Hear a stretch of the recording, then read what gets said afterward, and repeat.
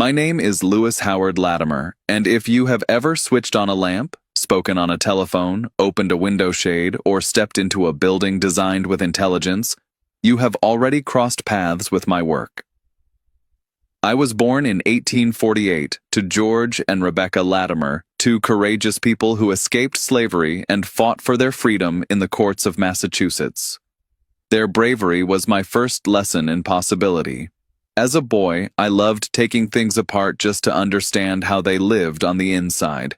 Opportunity, however, rarely opened its doors to young black children, so I taught myself. When I joined the U.S. Navy at 15, I sharpened my discipline. When I returned home, I took a job as an office assistant in a patent firm. That dusty office became my true school. I studied every blueprint, every curve of ink, until I mastered technical drawing. That skill lifted me from the background of history to the forefront of invention.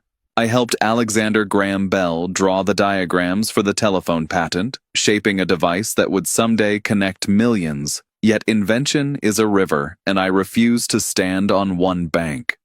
When I turned my focus to electric lighting, the world was struggling with bulbs that burned out quickly and cost too much for ordinary families.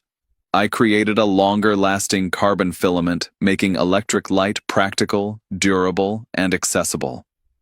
My innovation illuminated homes, factories, and cities that had lived in darkness, but I was not finished.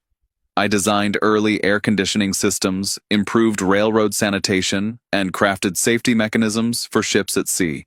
I wrote poetry, sketched landscapes, and advocated for justice because invention is not only mechanical, it is human.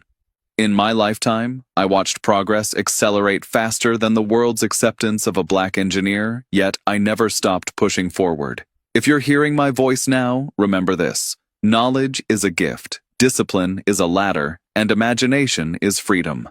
I am Lewis Howard Latimer, and my legacy lives in every light that refuses to go out.